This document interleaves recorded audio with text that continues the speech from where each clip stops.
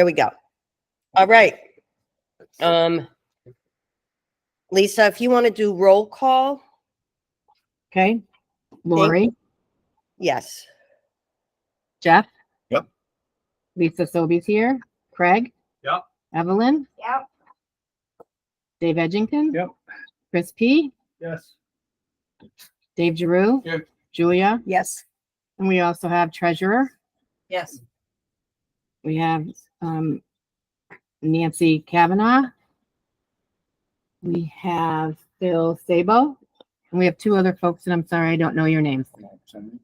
Alex Henry. Okay. And Dave Burton. And Dave Burton. Did I miss anyone else? Where are people dialing in if they're dialing in virtual? Are they showing on Lori's? They're showing Lori, here. do you have anybody from the public? No, I have nobody from the public on here.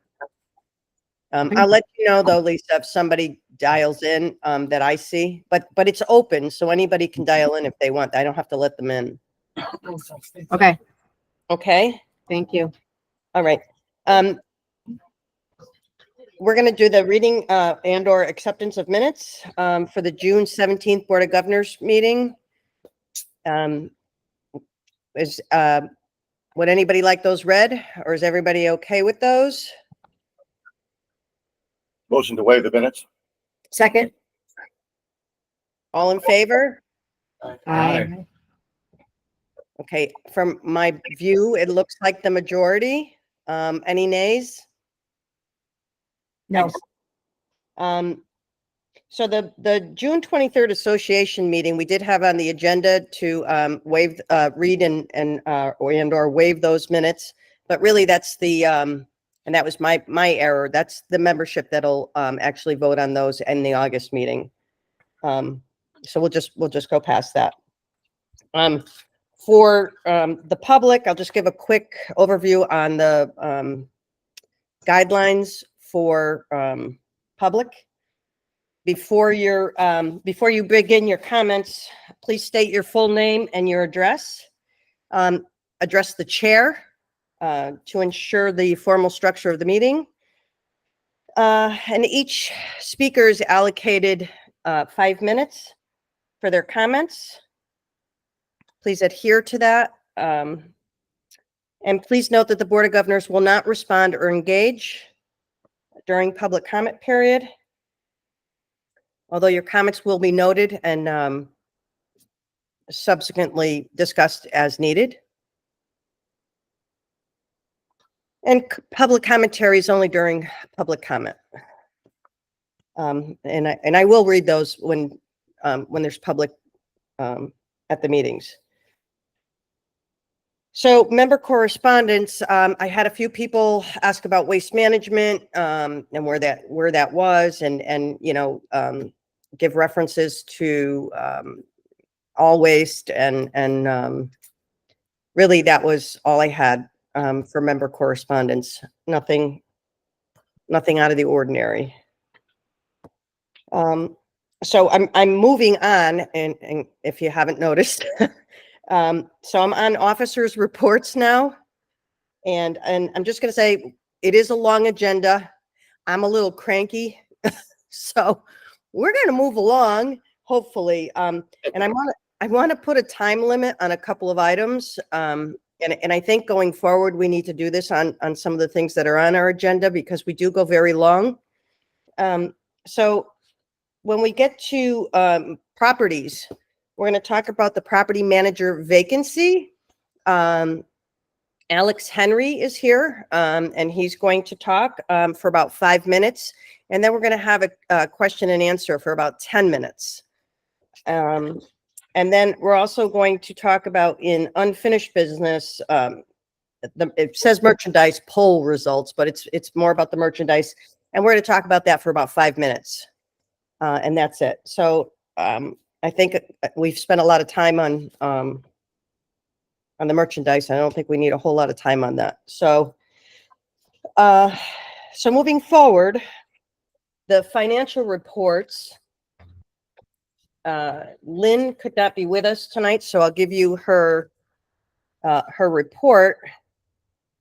Taxes are. Can everybody hear me? Yeah. Yes. Oh, good. Okay. Taxes are being collected and posted to our account. To date, including our Jeopardy billing taxes for the year, I have collected approximately $111,000 of the total monies owed for the 24-25 tax year, which is approximately half. I visit the mailbox daily, and deposits are made daily, twice a day, depending on the number of checks received. I've had a number of returned envelopes this year. Some were resulting from property sales. I contacted the new owners. There are 2 that I am researching with no forwarding address through the town of East Haddam. Any bills postmarked August 1st or subsequent are considered late. Thank you, and let her know if you have any questions. I think everybody knows how to reach Lynn. And that moves us into Lisa's report, our treasurer. I'm gonna go quick. Question, Lori, does she need to come forward in order to record her voice? Nope, I can hear Okay, she can hear you. Oops, I'm gonna come forward anyway. her. Don't fall. So I submitted the East Haddam Lake Quality Reimbursement Report. Does everybody know what that is? Yes, No. well, They don't, right? I don't. In a No. nutshell, whatever we spend on lake quality, we put a report together. We ask the town of East Haddam to reimburse us half of it. That dollar amount is in the next budget year. So in your BBA, which I'm sure you look at, right? and there is a cap on that, Lisa. There's an income amount. It's under town of East Haddam, and this year it's at 15,000 something, which means this report that I just submitted at the end of our fiscal 6/30 had to be in the amount of 31,900 something, which we legitimately got to. And I submitted I submitted it for 31,954 and 11 cents. So I'm waiting for the town of East Haddam to say, yes, we're going to give you 50% of that, or no, these are the line items that we don't feel are lake quality. So that's what I'm waiting for. Other than that, the reports for the fiscal close on 6/30/24 have been submitted. Craig's put them on the drive, on the website. I put them on the drive. And if nobody has any other questions, I will say that become familiar with the cash flow report and the budget, the BVA this year, because this year's budget is going to be, as we all know, something to watch. Anything else, Lisa? Nope. All right, so I'm going to backtrack because I skipped over public comment after I gave the guidelines for public comment. So, I'm sorry, I'm not feeling well, but I'm doing my best here. Is there public comment? Yes, Dave's asking to be recognized. David. Dave, So I just want to introduce myself. My name's Dave Burton. I live at 135 Wildwood Road. I'm Julia's neighbor. My daytime job is I'm a police chief with the city of Groton. I've been in law enforcement for 35 years. We have an agenda item coming up later on for public safety. Julie was asking me a whole bunch of questions about law enforcement and police interaction, what that looks like. I'm here to answer what that looks like as far as police agencies are concerned. You guys operate under the resident trooper program in East Haddam. So that would be our point of contact if we were going to go to ask for assistance as far as that was concerned. And that's it. And I'll wait for the other lineup. Okay, great. Thank you. thank you, Dave. Is there any other public comment? Phil, Yes. Yes, Phil. ma'am. Yes. Do you want me to come on? You Oh, need- you need I to see have- me? Oh, I'm sorry. I'm going to go first Oh, no, because it's yeah. relative to what this gentleman Yeah. just said. Lisa Hober, 100 Wildwood Road. I just want to follow up on that because I think it's going to tie in. If any of you are unaware, the public who listens to this recording afterwards or tied in or unaware, on our June 23rd meeting, after the meeting, a member came up to the First Beach representative and informed him that we had vandals in our pavilion on the night before or at that morning at between 2 and 4 in the morning. He didn't call the police. He just notified the beach rep.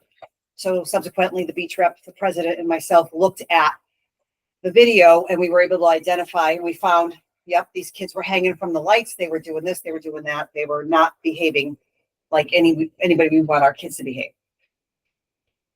That day, I went to Hartford to watch a show. On my way back, I was pulling through and I saw those same exact kids that I saw on the video. I saw them in the pavilion. So I stopped and said, you need to leave. You don't belong here. They didn't have any tags. I took pictures of their license plates. I forwarded them. I called the state police in that moment, gave the state police their license plates, told them that they were here, and then they left. But then a week later, and on my timeline might be skewed, but at some point we had a camera installed who at least alert some people, 2 people, Lori and myself, and anybody else who wants to be on that because it goes bling, that there was activity in the 10 o'clock hour. So we programmed it for 10 to 5. So I woke up and for 45 minutes, I watched some children. I'm going to say children because they're in their teens. Congregate, play a guitar. Swim. No, let me skip forward. A different night, I saw this group of kids lighting fireworks off. I called the police. I don't know what night it was. It was a different night. I called the police, asked them to come by. These kids left somewhere close to midnight, whatever. Fast forward, I think it was last weekend or the weekend before, there was activity where similar looking, and the kids look all the same at this point, but it definitely wasn't the first group. They were congregated. They were playing a guitar. They were driving a little scooter thing around the pavilion platform. They weren't doing anything but congregating. They weren't breaking any rules. So I didn't do anything, but I watched them for 45 minutes to make sure they weren't doing anything. So that's probably not going to happen again.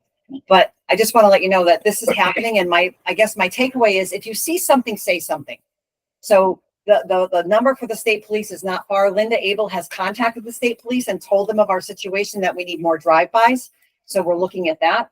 But as a member, I'm saying this as a member, if you see something, say something. If you're not comfortable stopping, which I totally get, make a phone call to the police or make a phone call to a neighbor, call me because I'll go down. But if they're going to damage our stuff, we need to stop them. Thanks.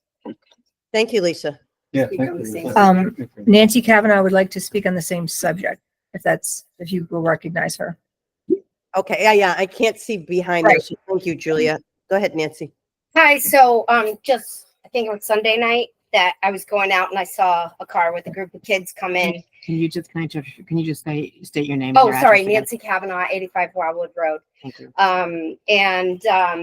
They looked like they were getting ready to have fun on the beach, and I immediately got my phone out. I waved my tag up in my car, and I sat and waited for 5 minutes while they sat and waited. And so then I moved my car, I took a photo, and they whipped out of there and left. So, and I posted it on the members' website, feeling like I was respectful enough that somebody was looking to have fun without their tag. I don't know if it was somebody who lived here and belonged here or not. If they were doing something, I might have spoken to them. But I just suggest that everyone even do something as simple as that.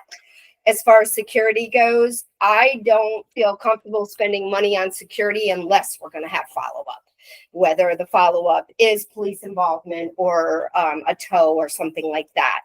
So just spending money on security to walk around without saying something or doing something about it, I don't know that that's going to be as effective, my opinion. Thank you, Nancy. Phil Sabo would like to be recognized. Phil? Somebody joined. Can't, Linda Abel. Linda, okay. Okay, read Bill that. Sabo, You're Bill good. Sabo, 15 Lookout. I'll just add a little bit to that parking situation. We have 9 board members. If all the board members would take 1 week, they just cruise the parking lot during the day and put those orange tags that I left down at the pavilion. It helps that they know that we're watching. I'm not saying that you have to confront anybody. You don't have to do anything. You just put it on the car, take a picture, make believe you're taking a picture, because that's what I did. And I think it helps. Will it help at night? Don't know. But if somebody's watching during the day, I'm thinking that they're coming during the day, they'll come back at night. That's my 2 cents with that. Cold Spring Farm, I went up there today for corn. They got great corn. That's all I'm saying with that. I saw a new walkway, not a new walkway, over by some ramps put up, I guess, or what, fencing put up. Mhm. Looks great. Looks beautiful. problem I'm gonna have with, I'm not gonna have the problem with it, is that in due time, we have enough to take care of. And you're outlining them, which is a good thing, I guess. But who's gonna take care of this in the long term? Just my opinion, because we have issues down with the wall on First Beach that needs attention now instead of doing something new. There's a sign on Little Beach that's been down on the ground a couple weeks now.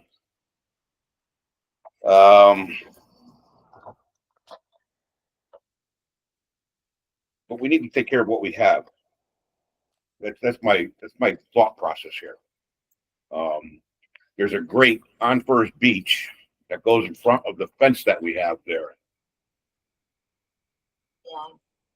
Pardon? It's in front of the wall. Evelyn, don't interact, please.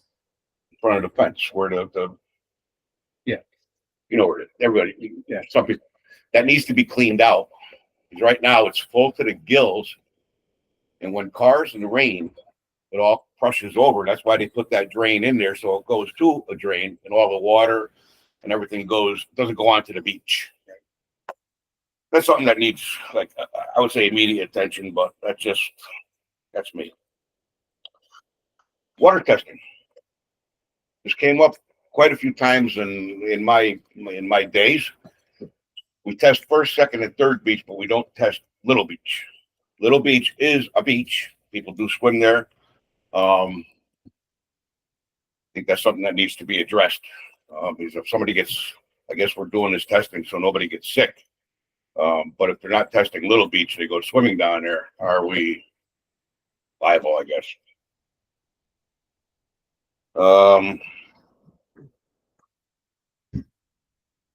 First Beach. I noticed that they've been using this new, instead of using the dethatcher, they have this grating that they're using.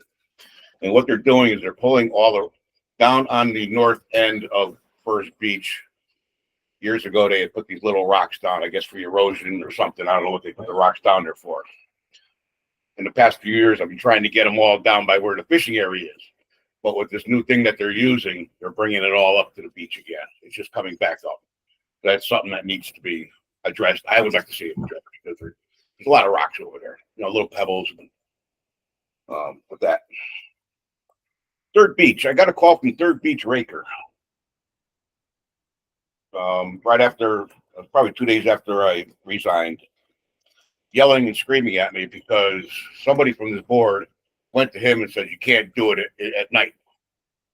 I said, listen, it's not my business anymore. And he proceeded to, we weren't talking, he proceeded to text me, and then I finally blocked him.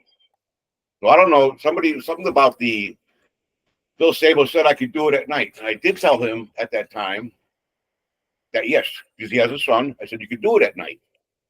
Third Beach doesn't have the problem like First and Second Beach do with the goose problem.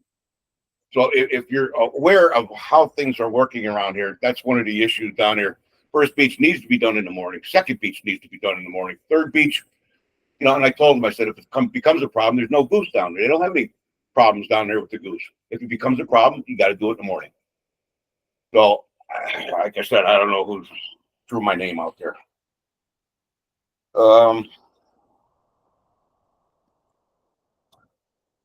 Cars, parking. There's a nice way to do things and there's a shitty way to do things. We had an issue down at First Beach with overnight parking. I noticed there's been a car down on Third Beach parking lot for the last 2 months, at least 2 months that I've seen. Nothing, it's just the ways of doing things. I talked to the gentleman on First Beach and he was very upset as to the way he was approached.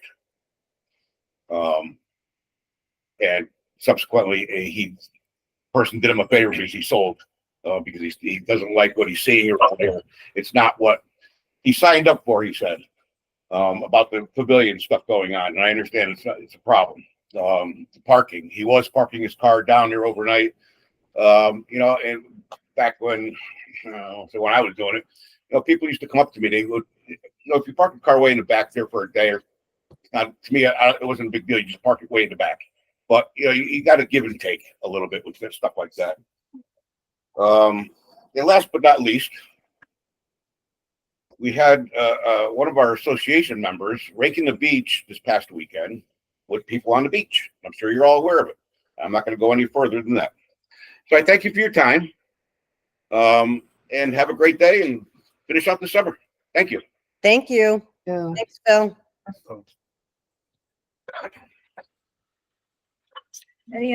Is there any other public comment? No one in the room, Lori. Okay, thank you. Oh, Linda Abel joined. I don't know if she wants to say anything. Yeah, she's muted. Okay. Linda, if you would like to speak, you have to unmute. No, I believe she doesn't want to because she's muted. Okay. All right, so we're going to go into association services report. Communications, I really have nothing on that. Constant contact's been going great. We're getting our messages out. I've recently added Lynn Butler so that she can send out a few things that don't make it to the newsletter or don't have time to get into the newsletter. And that's really all I have on that. Geese, Evelyn. They're here. I was just down at Second Beach and they were all down there. I just shushed them off a little. Yeah. It should be some of them. I think they're getting ready to fly. So within the next 2 weeks, we should be able to really start harassing them off the beaches. Other than that, that's it.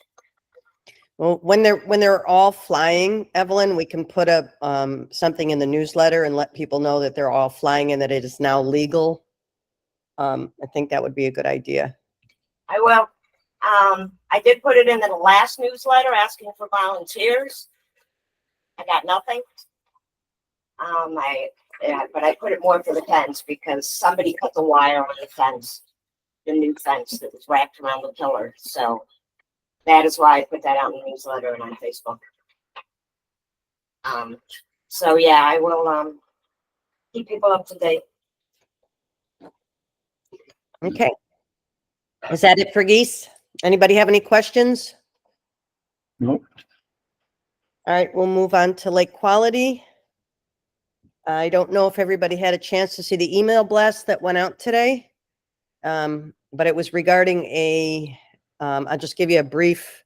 It was regarding a dog that died on the 4th of July on the East Shore after swimming in the lake. The dog was swimming with another dog. The other dog had absolutely no issues. Unfortunately, we don't know anything about the dog. The owner wanted to be anonymous. We don't know the age. We don't know if the dog was cremated, if the dog was autopsied. We know nothing. But to err on the side of caution, we put out an email blast saying, watch out for algae and so forth. And it was like right after I sent the email blast, I got an update from Corinne Halliday, and she and I'll just read it quickly.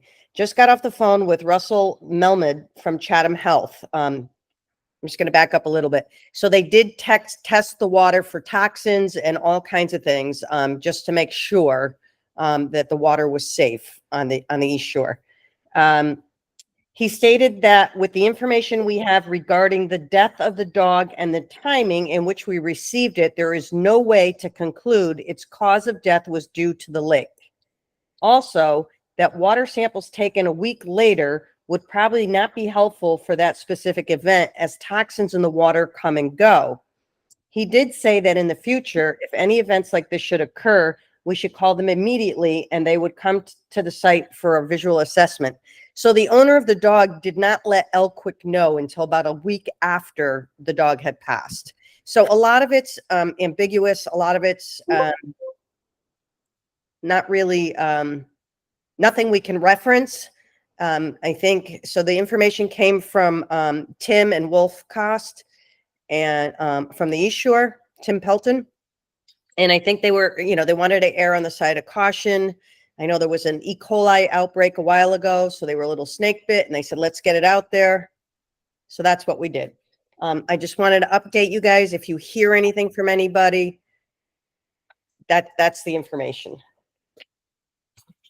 And then the other thing is, we'll say again, and we've been saying, at the end of the season, Corinne, she would like to stay on Elquick, but she wants to step down as chair. So if anybody knows anybody that's interested in lake quality, that would be great. There's Chris Papalizio has his hand raised. Oh, I'm sorry. Thank you. Chris? Just a comment. As a pet owner, if there is an algae bloom that goes unnoticed or is developed overnight, and you do have a pet, the best thing if you have your pet in the water is to give them a bath as soon as possible.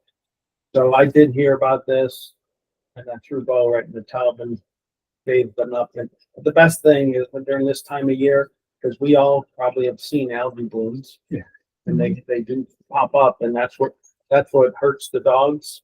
If they run into an algae bloom, that's what could affect them. So as a caution, it's a good idea to give your pet a bath if you run into the lake.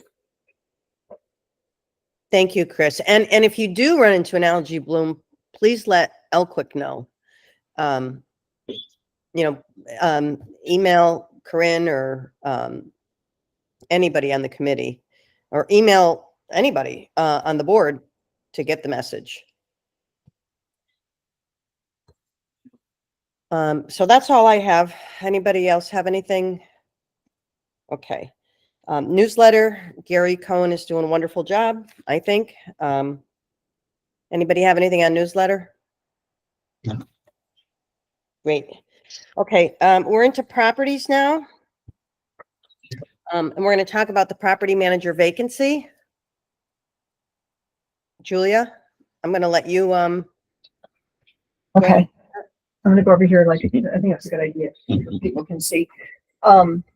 So you all know we've been advertising for property manager, and we've had an interested party. Alex Henry's interested. Alex has been helping out. He's signed up for 3 weeks of poop duty.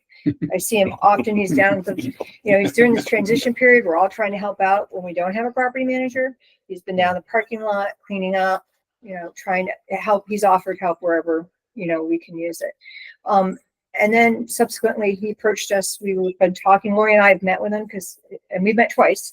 And we like what we heard, and we wanted to bring him in tonight to introduce him to the board.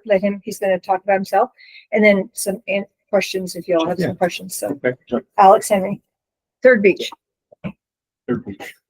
Yeah, so my name is Alex Henry, and I'm on 50 Glimmer Glen, right on Third Beach. And I've been here my family's been here for 23 years now, and I've been coming every summer. And just like growing up here, I've always looked at positions you guys are in, and just really I've thought to myself oh, I want to be there one day. And when this opportunity came, I was just this is great for me to get my foot in the door. And I think I have some great experience. Last summer I was a property manager for seven Airbnbs on Lake House Airbnbs across the state of Connecticut on Upper, Middle, and Lower Bolton Lake, and then at Ashford Lake.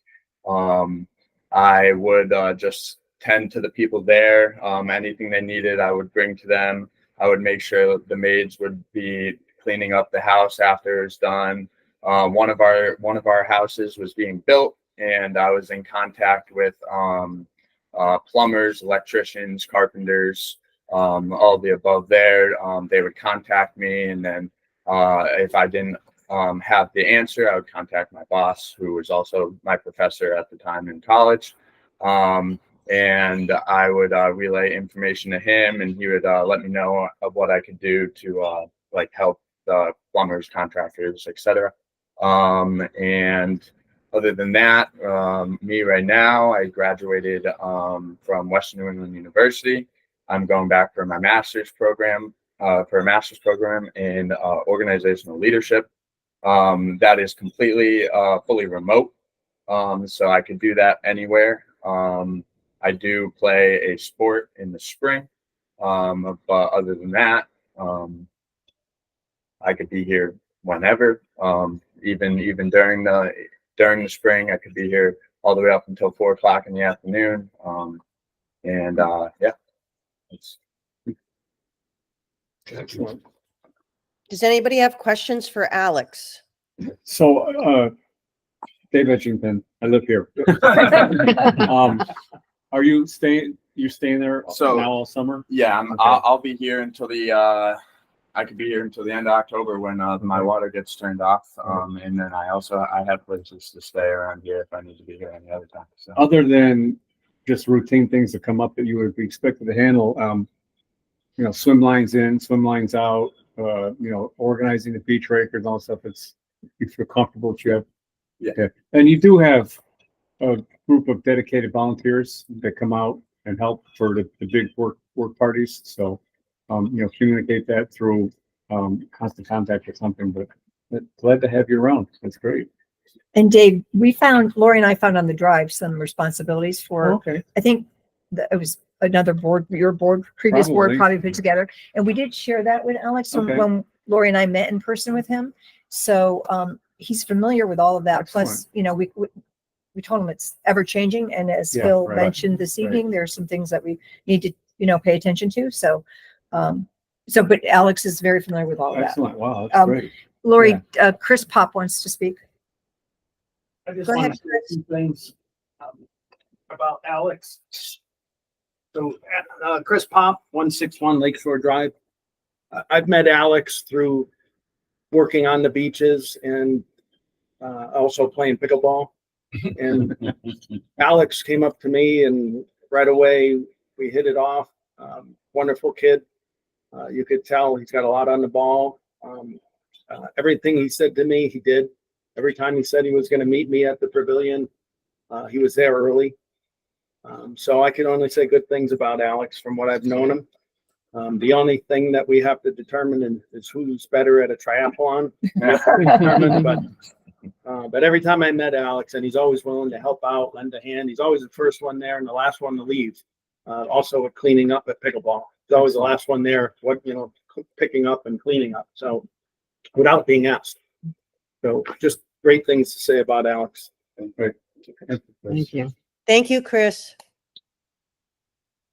Anybody else have questions for Alex? Comments? No, so this is great. So I'd like to make a motion that we hire Alex as property manager. I'll second. A second. Any discussion? I just have a quick question, Alec. Jeff Flynn, 249 Lakeshore. Where do you live during the wintertime? So I live in Wilbraham, Mass. It's right next Okay. to Springfield. It's an hour away.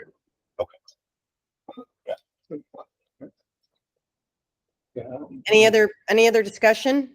No. Okay, all in favor? Aye. Aye. Aye. Any nays? I can't see over there. There are no No nays. nays. Okay, Unanimous. abstentions? Okay. Motion passes. Welcome, Alex. Welcome. Thanks very much. You're a tremendous asset. Thank you for stepping up. And you heard there's a big long list we're gonna have to go over. That was kind of Phil to help us with that. And I can give you a hand if you have questions all day. That would be great. We appreciate it, Dave. We did tell him that you had the job before Yeah. and that Yeah. help me with that. That's fine. Yeah. Thank you, Dave. Thank you. You're welcome. Craig is like to be recognized, Lori. I think just a good project is that sheet you just pulled out, the rules and responsibilities and things.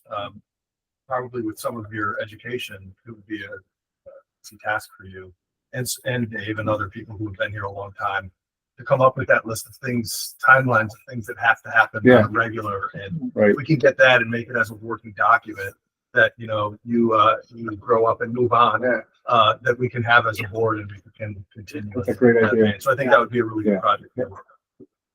Excellent. All right. Thank you. Thanks, Craig. Welcome. Okay, so we're gonna move on to the waste management contract.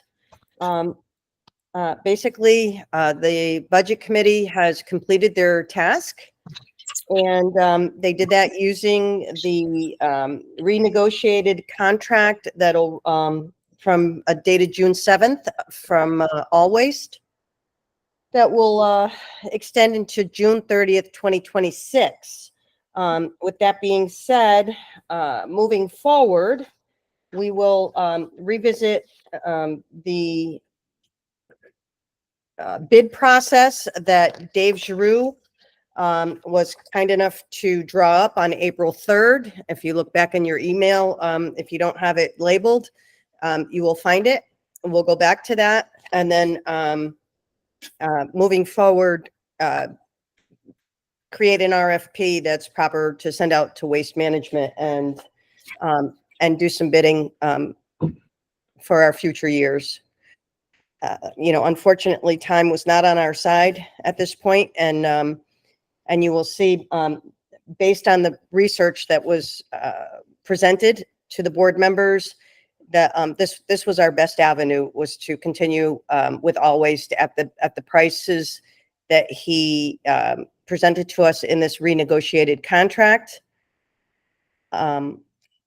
Going forward, like I said, we'll do our best to look at other people as well, just for good business practice. Any questions, comments? No. Okay. All right. I've got a comment. Craig's got his hand up.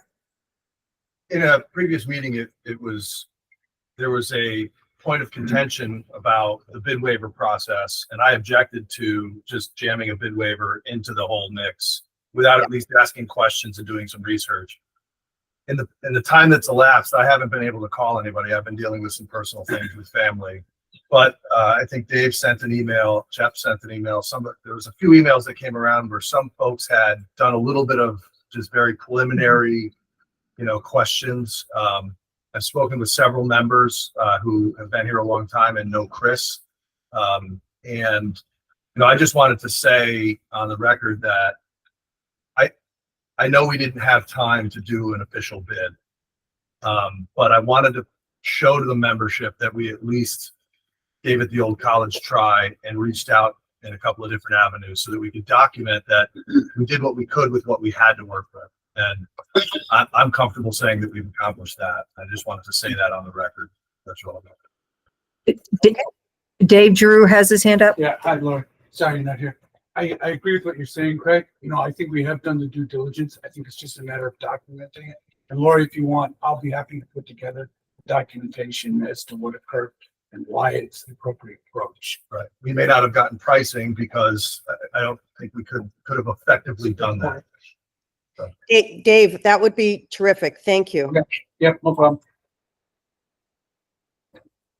problem. Thank you, Craig. Okay, anything else on waste management? Great. So we're going to move into the parking lot security and the public safety, and we're going to invite David Burton back into our conversation. And David, I can't see you. He's coming. He's coming. He's right behind Jeff. That's why I can't see him. Okay. David, we've had a lot of conversations about how to handle, we have residents that park that don't have their hang tags. We have non-residents that come and park. We don't know the difference between the two. We've heard comments that if we tow somebody that's a known resident, that we can't do that. We've had all different kinds. We've Phil came and he spoke earlier and said, put a tag on there, let them know we're watching. But we've also heard that we've been doing this for years and it doesn't make a difference. So I was thinking, everybody said, let's hire security. My thought was, you can't have better security than a tow truck sitting in the parking lot. I don't know. Tell me what you think, David. So the important part is consistency, right? So if you're going to do this, you can't leave a car 24 hours overnight and it's okay for that one to stay there. And then you leave a car for an hour that doesn't have a permit, and that one it's not okay. So we're going to call a tow truck on the first and not on the second. So let me ask you this: does this board have the authority, governing board, to have the authority to set statutory regulations as far as fines or penalties? Yes. If the answer to that is yes, whoever told you can't tow doesn't know what they're talking about, because you can't. Okay. Yep. That's the same thing as any of us in the city can, if we show up at city property, we represent the city in that case, and we can tow a vehicle or take enforcement action, and we don't have to wait for Parks and Rec or the school board or anybody else who actually owns that property, because we represent that as the whole. This governing board represents this association as the whole. Yes. In that case, you can tow. That's it. The only thing I would tell you is, best practice is to appoint a hearing officer, because if somebody wants to appeal it, you should have an appellate process. That appellate process cannot include a board member. It should be somebody outside of the board. We got a good can. Would that be something? Yes, I just got volunteered to get a hearing officer. Thank you. No, I was going to ask you that, David. I could do that. But you have to send notice out to everybody. Number one, I would draw the line in the sand now, saying, look, I don't care what we've done in the past. You're sending out notice now saying, and that's to all you members, saying, if you don't have your permit, you are subject to tow. That way, that's your documentation going forward. So now if you tow and somebody wants to argue, be like, no, we actually put it in your mailbox. We put it on social media. We advertised it down at the beaches, whatever it is that you choose to do. And I would do at least two mediums as far as media is concerned. And then you can use those. And then the hearing officer sits there with those two notices and then tell me why you shouldn't pay your tow bill, right? Why you think the association should do it. Now, if they got permission from a board member and we didn't know about it and we towed anyway, okay, that's an affirmative defense. But other than that, you're getting towed and you're responsible for it. Okay. I did want to mention, the overnight parking. The other thing was the board was made aware by the membership that there was a vehicle in First Beach parking for some time that was parking overnight. Subsequently, when that person was approached, somebody else came forward and mentioned that the Third Beach parking lot had a vehicle there. That person was contacted and they said they would remove their vehicle by Monday, which was 2 Mondays ago. And they have removed their vehicle as of a couple of days ago. That was the RV camper, which is now Yeah. down Yeah, here. wow, I've seen yeah, it. Yes. yeah. That's it, David. That's it. Yep. So we are trying to be very consistent. That person was notified. So we are trying to stay on, on top of that. And I think we all agree that overnight parking would just create a huge can of worms. Right. So if that's something you'll work with us on, and how do you feel about if we had a tow truck come and sit in the parking lots on a Saturday for a couple hours? You're going to pay them. Yeah. So you're not going to get a tow truck driver to come here and sit, because their money is in the truck. It's in their job. So if a call came in, even if they wanted to stage here, if a call came in, they're going to go off on that call before they come back and then sit again. Well, the only way you can do that is you're going to have to retain them, and you have to pay them hourly. There are housing associations that pay a retainer, and that is their go-to truck driver, and or tow truck driver, and they promise to be there within a certain amount of time. So if it's a 30-minute response from the time you call, right? Because you don't want to be waiting 24 hours for somebody to show up with a tow truck. Right. So that's what the retainer gets you, is that guaranteed response time. Okay, I think I can arrange that. Bless you. Dave, Yeah. Lori, Dave Edgerton has hand up first. Okay, go ahead, Dave. We had a state trooper who lived, Sue Cumro lived here. She was a Oh, I know state Sue. trooper. Okay. Yeah, she's a master sergeant. Yeah, Yeah, I worked yeah. with Sue when I was at Troop Cat. Okay. Yeah, she was great. And she always advised us, you don't want to tow. It's Okay. just not worth it. And we kind of looked in a few years ago, Evelyn, remember, we looked into getting a tow company and they didn't want to come out here. Okay. Yeah, we're in the boondocks. You know, Right. we're not downtown and in a city where it's just, it's easy for them to go pick somebody up. Yeah, so you So want to what- make, is Marvin's son still in Colchester? No. They had a tow truck when I was here. I think I can arrange for a tow company. Okay. Okay. All right. Lori, Evelyn's hands up. Go ahead, Evelyn. So we were told when we tried to have a tow truck come out, by the time they would get here, Hmm. the vehicle would be gone. Because everybody on the beach would be yelling, the tow truck's coming, go move your car, go get your hang tag. So they stopped coming out here. Right. They weren't, They're not making any money. They So weren't the way making the any tow, money. right, so the way the tow law works is they can be canceled up until the point that they hook to the vehicle. Once they hook to the vehicle, it doesn't matter if it's still on the ground or not, you have to pay the tow company. Yep. Okay. That's the way the law is. David, the other thing is that we're looking to put some money in our public safety account for a security guard. And my thought was, well, if we're going to do that, maybe we pay the retainer for a tow truck for 2 hours instead of a security guard. Security guard's going to maybe check your tags. And if you don't have your tag, then what are they going to do? Are they going to call a tow truck, then yet come? I just thought maybe it would be more of a deterrent and to show that we really are, going to tow. Yeah, the other thing I would suggest too is you want a little bit of visual deterrence, right? So I always suggest that you put the signage at the threshold. In other words, I have to go past it in order to get into that property as opposed to it's on the borders of the property. I was going to ask you something. So I would, and a suggestion, so there's a policing philosophy called crime prevention through environmental design. It's called CPTED. And that's part of the process. So you're establishing your boundary, you're establishing your line, you're establishing your property. You can either do that, you can do that through fencing, signage, paint, visual cue, something, but it represents a threshold. So because the affirmative defense and again, if you have an appellate process, the affirmative defense is, well, I didn't see it.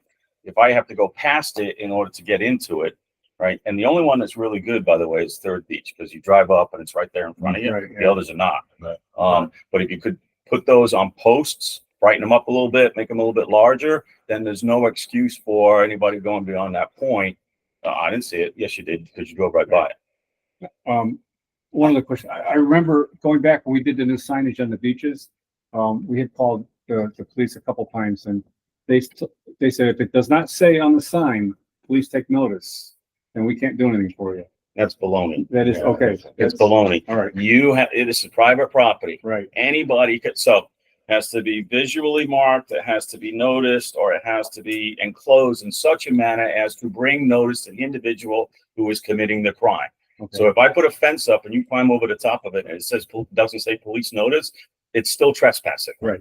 Okay. Okay. Or if I paint a white line, do not cross, and you cross over, it's still trespassing. So you have the right as members to make trespassing complaints. Now, crime is divided into two sections: crime against persons and crime against property, right? Crime against persons, I don't need you. Crime against persons is if the offense is happening right in front of me and I see it, then I take action as a police officer. I don't need any board member or governor or anything else. I don't. Crimes against property is worst case scenario. I now have to present that case in court. I need somebody to represent the association in court. So who is the complainant going to be if I'm going to make trespassing complaints? Information. All right. Here's the other thing too. You're not using the right vernacular when you talk to the police. Okay. When you talk to the police, you want to say, I want to make a complaint, as opposed to, hey, when you have a chance, can you do a drive-by? If you say that to a cop, they're never going to show up. They're not, because we've got other things to do. All right. We're busy. We're handling about 19,000 calls in the city. I don't have time to send my cops to go do drive-bys all the time. Right. Other things take priority. If I say I have a complaint, that puts me in the queue. It's called the CAD, computer aided dispatch. It puts me in the queue. They have to send a car to talk to the person who's making a complaint. Dave Drew would like to be recognized. Hey, Lori, this is Dave. Can I make a suggestion that we develop a process before we try to implement anything? Yes. I mean, I think we should have the verbiage down and all that kind of stuff. Yeah, good suggestion. Yeah. And Craig's hands up. Dave, I think it's, I think this is the start of our process, and this is great that David is here, explaining the law to us and the rights that we do have as a state chartered taxing district, and based on our charter, we have those rights to fine and to tow. So I think we're starting, David, Dave, to move in that direction. So yes, I agree. This is the start. You know, everybody's complaining that we don't enforce. We have all these rules and regulations. We don't do anything. And I think we need to. And I think that's what where we're headed. Right. So, Craig, I think your hand's up. Was Yeah, anybody? two quick things. One, going back to the overnight parking. And I think it's important to say that, yes, we have a rule that says pool or property is closed from midnight to 6, and it's very crystal clear that property is closed. But nowhere, anywhere does it say anything about overnight parking at all, specifically over nothing. And the person who parked there, who is no longer a resident here anymore, but was told, as I was told when I bought my cottage, that if you have a pass, you can park in the lot. There was no limitations. If you have more people and you don't have a pass, you can use overflow at the ball field, which nobody has ever done that I've known of. But I went back on the web and I looked under the parking tab on the web, and nowhere does it say no overnight parking in any of the parking lots. So I think just moving forward, that was a new resident. That was somebody who didn't know. So I think moving forward, number one, we could very simply change the website. I know the webmaster, it's a really good guy. We could change the website and say, if it is truly a rule that we as a board say there is no overnight parking, then we make it very clear in the parking section on the website. Signage also. And the second thing is exactly that. I mean, a sign next to the one that says, please take notice, authorized person parking only, no overnight parking, no exceptions. I mean, putting a sign on all the beaches is another simple fix. So I just wanted to say that, because I know that there was some back and forth in our emails with whether it's crystal clear or not. And I don't see property being closed as I can't park in a parking lot that I have a permit to park in. And so there was a lot of misconceptions. So that was and I think, Craig, I just want to say this: the real estate agent that sold you your home and the real estate agent that sold the home to the person that we're talking about, who is no longer a resident, she was spoke to. She did say that she did tell the man that he could park there, but not consistently. And I told her that was absolutely not okay. And she understands, and I don't think she's going to be telling people that anymore. Yeah, and I get that, and I appreciate that. My point, though, is it's not clear anywhere that no overnight parking is not allowed. So that's all I'm saying. We don't have to belabor it. And but I do want to. There's no belaboring. I want to express that we were working on the rules and regulations. However, if you recall, the rental committee was working on rules and regulations until that bill was presented. And they asked us to hold off until October, and the bill went through, which is why we put aside the rules and regs. In the rules and regs, it is going to state very specifically no overnight parking. Okay. But my point is that once that rules and regs comes out, we have to take other measures. And Well, it's there. The other thing, different topic that I wanted to just ask about as it relates to towing and the law and what to do. Have we found in the last, I don't know, I've only, this is my third year here, but have we found any situation where we really wanted to tow somebody and we couldn't? When was the last time we were going to actually call a tow truck and we couldn't? Because if it's not that big of an issue, then why would we pay a retainer to somebody to have them on the hook, pun intended? Content manager has something. Oh, the property manager has his hand up. Alex, go ahead. Just a question, like, could the association boot a car? So no. Usually boots are reserved for non-payment of fines. You're not fining. You are towing, right, based on private property, because you're not going to boot on private property, or for tax evasion. That's the other way that I've seen boots. So the town could come through, find a plate on a public roadway, not a private, on a public roadway, and boot it because of non-payment for taxes. Yes. Okay. And Alex, I think that would be cumbersome for us as well. Plus, there would be confrontation at the time. Yeah, you're starting to mess When the with car's still people's there. vehicles. We tried that once already. Got to store these things. We do. We boot. Yeah. So we do boot. Yeah. But I- Don't do that. No, I wouldn't suggest you even get in that business. It's easier to pass the light. Listen, if anything happens to that car, the liability belongs to the tow company, right? They may argue the tow. Okay, well then that's something we'll deal with later on, but they can't say the association caused damage. The tow company caused damage. If you have a problem, they have insurance for that. You go after them. So along those lines, I think somebody getting their car towed, whether they're a resident or not, is kind of a self-correcting mistake. Because they're not going to want to go through the hassle having to get their car out. The question I asked before is, when was the last time we saw somebody that we wanted to tow? And I don't know if we can effectively answer that, but then why would we not, if we have the ability to levy fines, why would we not give them a ticket? You could do that and say, here's $100 fine. And then obviously then we have to enforce it and we have to make sure we collect that money. But David, do we have the right to look up people's license plates and see their name? Then Craig, that won't work. No. We don't know who to find. Nice, but that's a good idea, but we wouldn't know who to Yeah, find. what you'd be doing is leaving the ticket on the window, just thinking about logistics, but then what's to say that I don't take it off, rip it up, throw it away, and then because you don't see, the burden of proof is on you as far as who the operator is, on the association as far as who the operator was for the violation. Right. I just think, hiring a security guard, by the time they call a tow truck and all of that, having a tow truck there is just as good as having a security guard. It's a deterrent. have we looked into cost? Lori, you said you know somebody. Is it? I will look into that. I know Lisa Sobey there looked into, I can't see you, Lisa, but she looked into security costs, and she presented that to the board, I believe, at the last board meeting. And Lisa, it was about $3,000 for the season. yeah. On the weekend only to be here and patrol security guard. all the 3 beaches. Yep. Until what?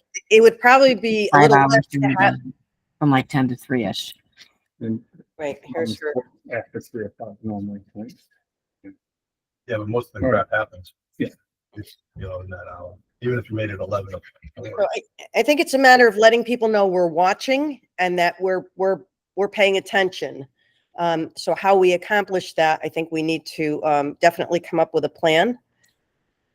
So can I ask a question? Sorry, Lori, go ahead. No, go right ahead.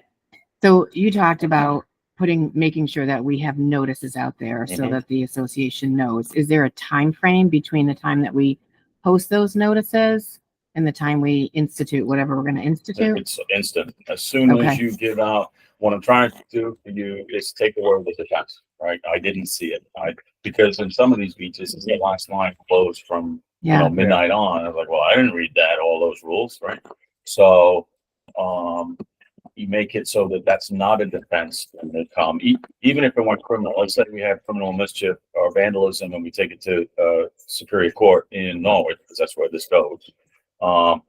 You'd still have to prove the fact that, number one, they were trespassing, because trespass and criminal vandalism or criminal mischief would be a 2-part crime. One would be the property crime, and then the other one, well, actually, they both be property crimes. But it's important to go after them for that based on the monetary damage, because the judge can order restitution. A lot of people think that you have to sue them in civil court. That's not the case, especially with juveniles, because judges in this state like to have juvenile records be wiped clean so that it doesn't affect their adult life later on. And part of that process is we'll get a promissory note, we get restitution from them, and it's a condition of letting the case get nollied. And nollied means the prosecutor's not going to take it forward anymore. So you can't just so let's back up. Policing philosophy 101, broken windows, right? If you allow illegal activity to take place without questioning it, it will continue and build in place. That's called broken windows, right? So for us, we have a broken window, we take care of that window. If we don't take care of that window, then something else happens to that building, and then something else, and then the next thing you know, it burns down, right? Because the kids, and it's mostly juvies, the kids are used to hanging out there. It becomes a regular place for them to go, and the damage to that property, facility, whatever it is, increases. So we don't allow broken windows to take a foothold. So that's why we address it in an aggressive policing manner, as far as that is concerned. So we always will take the complaint, and we will always go to court with it. And again, I don't care what happens at the end, because we're sending a message as well. But if we get that restitution, then we're not out of pocket. City's not out of pocket. In this case, the board would not be out of pocket for, vandalism at the pavilion. If they're hanging on lighting, how much is lighting going to cost us? And it might not stop there. It might be, okay, now we're going to destroy the fence. Now we're going to take down a bench. Now we're going to destroy the poles, the wooden poles. It's going to be graffiti next, right? So now we got to pay for somebody to come and either paint or clean. David, the lighting was energized. Okay. It was a wire, and she was walking herself down. She was hanging from it and walking herself down the energized wire. Yeah. So when we show up, we're like, well, that was silly. Yeah, really silly. I mean, she really could have got hurt, and we could have been liable for that. Correct. Right. So, So as far as the board is concerned, there's a piece of liability called attractive nuisance, right? So if you have something that brings people to a spot and you don't take care of it, then you are creating an attractive nuisance. And if somebody gets hurt when they're doing that, then you could be liable for it in court. Is that like leaving the lights on in the pavilion? Is it attractive Yes. nuisance? So we should turn those off? Depends, because how much security lighting do you want? Right. Yeah. And you go back to, okay, so the philosophy on crime prevention through design, they always say, illuminate the area, right? Because then nobody will hang out in that area. Goes along with that, you should have a 6 foot rule, which means there's no growth over 3 feet and nothing that hangs down more than 6 feet, because that's the visual distance. When a police cruiser drives by, I'm looking between 3 feet and 6 feet. Okay. We ran into the problem a few years ago. Association was sued because there was a fight in the pavilion. It was in October, so our normal season was over. Right. But we still ended up getting sued and paid because it happened on our property. Correct. So In that case, then going back to SEPTED, is you want to put gates in place or chains across, which now restricts access, right? Because otherwise you still have the message you're sending subliminally. Again, attractive nuisances. If there's no barrier, there's no blockage, there's no obstruction. Okay, well then it must be okay for me to go down there. Can I ask a clarifying point? Sure. Sorry, Dave. This is watch your finger. You're covering the camera. Thank you. And so I keep doing it. Let me just keep doing it. I keep seeing your fingerprints, Lisa. Sorry. Okay. So we're talking about our parking lots, right? We're not talking about, so now we're going to do that on our parking lot. So instead of people parking in our parking lots, they're going to park on the street. That's public roadway. Without it, right? So we can't do anything about that. Correct.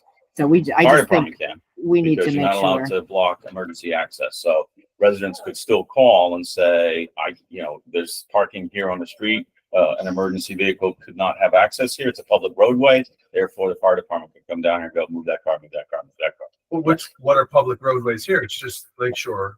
they're all public. Everywhere. These are all public? Oh yeah, these are all public Except for roads. Glimmer Glen. and Forest, right? Right. So if you have paper streets, those would not, what we call paper streets, those would not be covered. Right? Glimmer Glen and Pilgrim Way are owned by the association. Other than that, all of them are town roads. So then we would have to monitor if we see them parking on our street road, town-owned road, and then walking down. It's a different type of security then. Well, then it becomes trespass. Now it's no Yeah. longer overnight parking.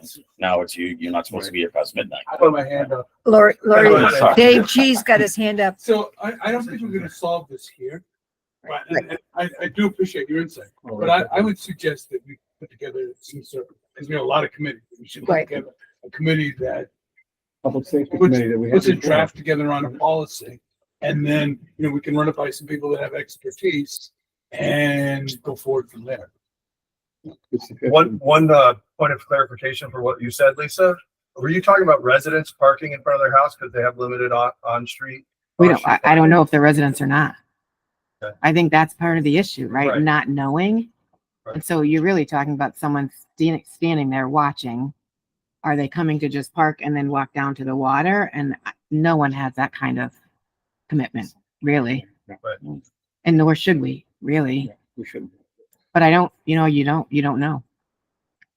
The reason I ask it is because on Ridgewood, there's a lot of people parking on the streets because they don't have Because they anywhere have else to. to park. Yeah. Right. And so if that's truly an issue and an emergency vehicle would have a harder time getting down there, then that maybe should go out in an email blast as well. We know that you have a hard time parking, but please try to stay off the streets as much. You know what I'm saying?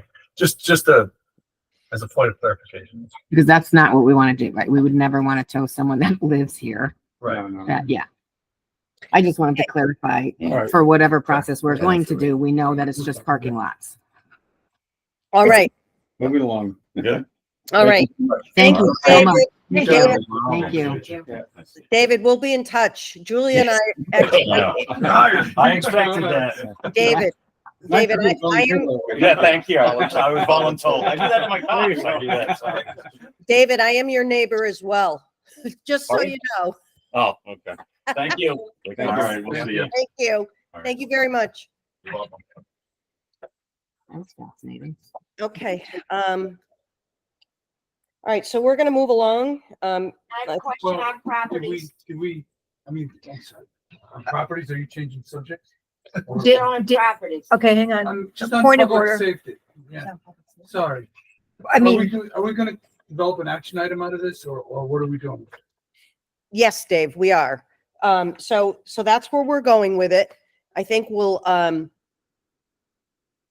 develop what we're going to do as far as signage, as far as notification. I'm going to look into, the towing and what retainage would be per hour, per day, whatever it is. And or if somebody would be, on call for us, maybe on the weekends. I'll look into that. So is there somebody that wants to look into the signage?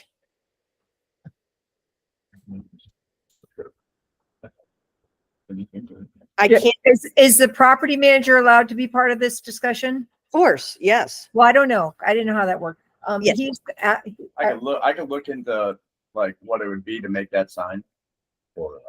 Yeah, make an outline of the sign, and then if you guys like it, then You'd work with the police or whatever to find out what we have to or work with Dave. Yeah. To find out what we Find out need. what signs. David, yeah, okay. Great. Um, On the job already. I'll look into the towing. We can write something up and all agree on it that gets email blasted, gets put in the newsletter.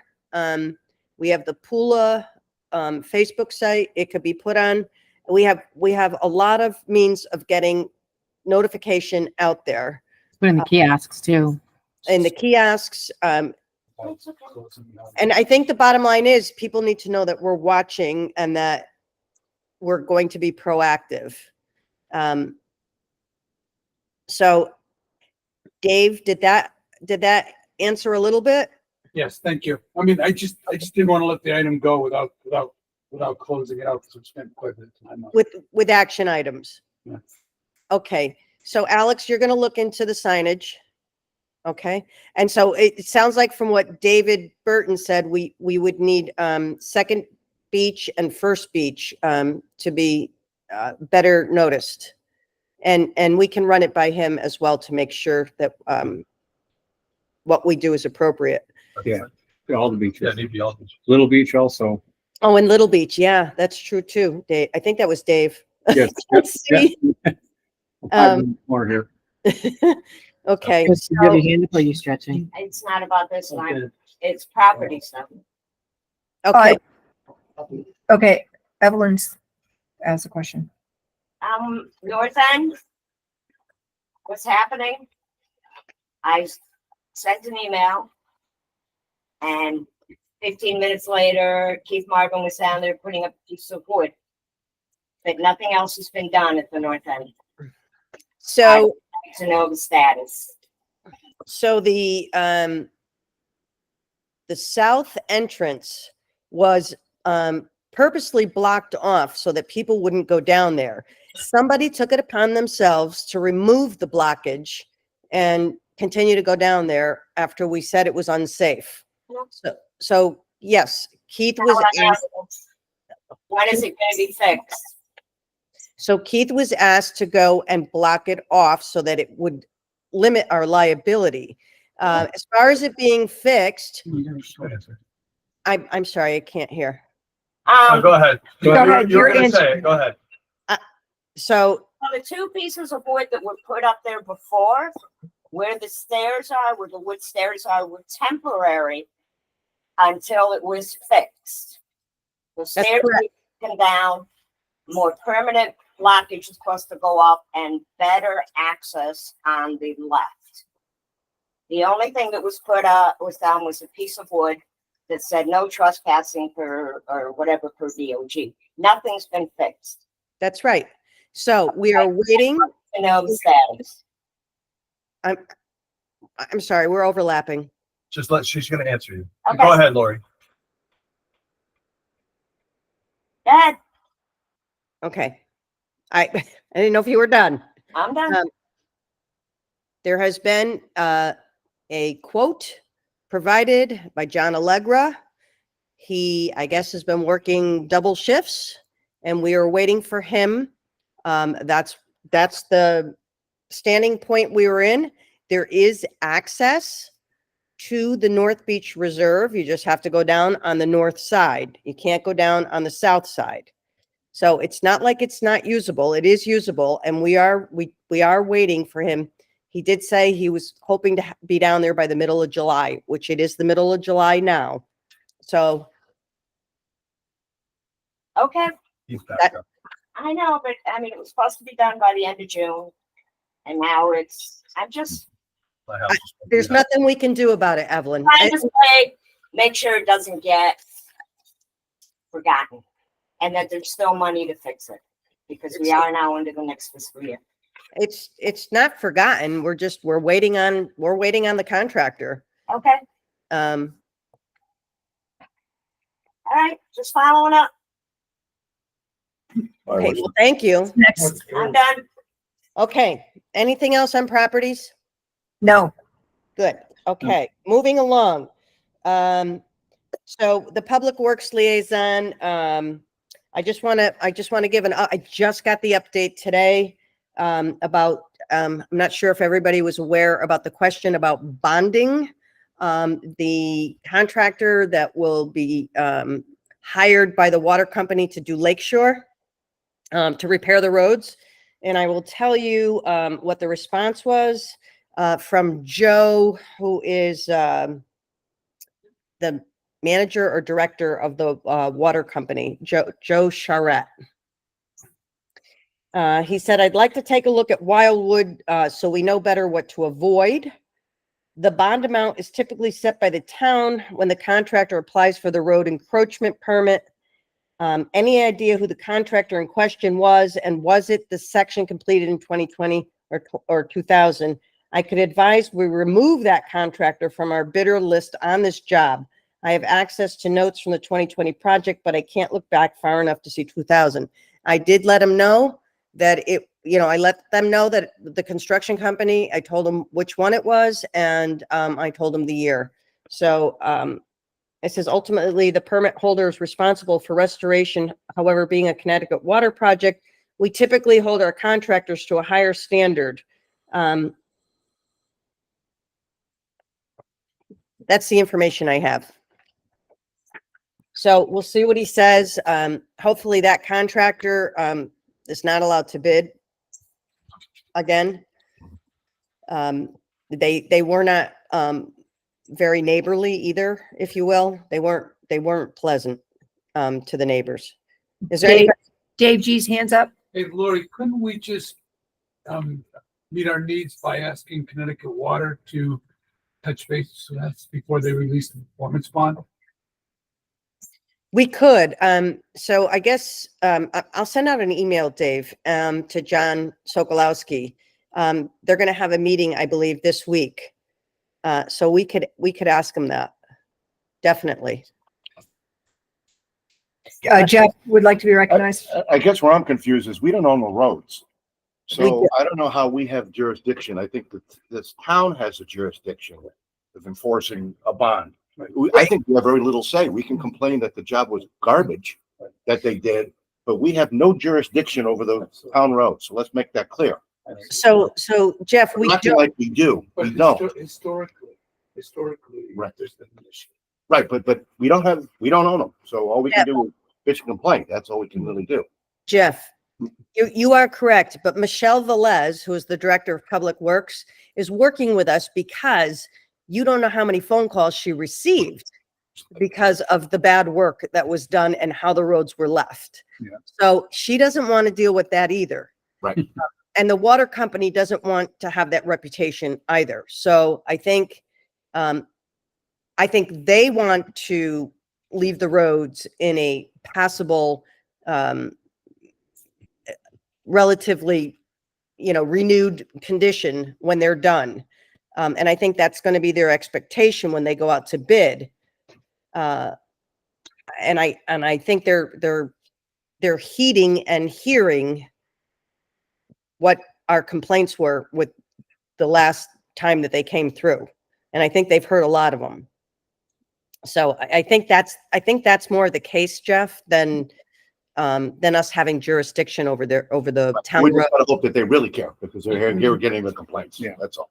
Yes, and lots of them. right. So that's where that kind of stands. Does anybody have anything else on that?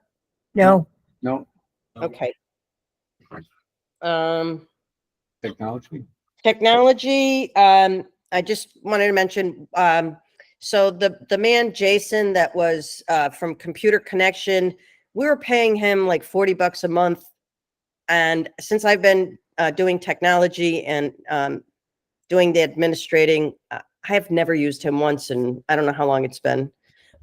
He agreed to take his payment method off of our account, and we are now on our own, which I'm fine with. And he admittedly said, I am not a Google guy. I'm like, okay. He goes, I'm a Microsoft guy. So we're saving $40 a month. Good. Any questions? no, Thank you. Okay. Water testing. Yep, All good, Evelyn? it's good. Okay. Any questions for Evelyn? Dropped Nope. it off this morning. do we need to address Phil's comment about testing Little Beach? Well, I think, Julia, here's the idea. We test, we're not required to test at all. We test in an abundance of caution. So I don't know if we're budgeted to test Little Beach. Is it something the board wants to consider, vote on? Can I tell you something? Lisa Hober would like to be recognized. Is it financial, Lisa? Yeah, because you just said budget. Yes. So when I look at water testing, because Quick is one of the few lake quality testing, lake quality is one of the few items on the budget that actually delineates the items under its subcategories. So when we look at Quick, we're looking at lake water testing. We're budgeted for 3,000, and this year I was shocked to find out how much they went up from last year. And the budget this year was reflective of like maybe a small percentage of coming up from last year, but they came up quite a bit, and we got them back down, but it was nominal. So if you're going to test Little Beach, it's going to be an additional $66 a week. Somebody do the math. Right. So that's a big chunk of your budget, Right. $3,000 budget. So my answer is, are we budgeted for it? No. Thank you. Okay. And again, I don't know if everybody realizes we're not required to do this testing at all. But we do it in the abundance of caution for the folks that, or the majority of the folks that go to the beaches. Evelyn, did you have something you wanted to say? Personally, I think Little Beach does not get enough. Nobody goes there. Hardly I do. anybody goes there. This beach, second and third definitely are the more popular beaches. But Right. also three various points in the lake. In defense of Little Beach, it's an association beach and our people go there. Okay. I go there. You But know, it doesn't get comparatively. Okay, we got to move on. Yeah. No. Wait, I have a question. Okay, sorry. On No water question. testing, you have a bullet, results of water testing. Is that a question on the agenda? Well, Do you want to see the result? I'm gonna ask Lisa and Julia. Was that There was a follow-up item that you were going to read the results of the water testing. You had that from the meeting before. So that's why it's on there. all right? So I will say this was when we created the agenda. I had food poisoning. I've had a rough few weeks. You look like you're fading. And so Lisa and Julia made the agenda, and then I looked at it again. So I'm sorry if there's a couple little mistakes in there. I've had a rough few weeks. So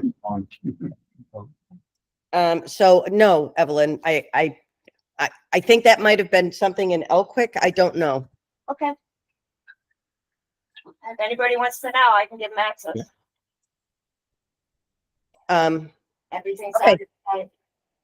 Any other You questions? know that the information that is on the drives and that I have in the folder has not been updated 3, 4, 5 years. So that is a winter project for me. Okay, that would be great if you put it on the drive, Evelyn. Then we would have the record keeping, even though it's on the email. It's on a USB drive. Right. And actually, it wasn't even on the email because Lisa was using her own, right? Yes.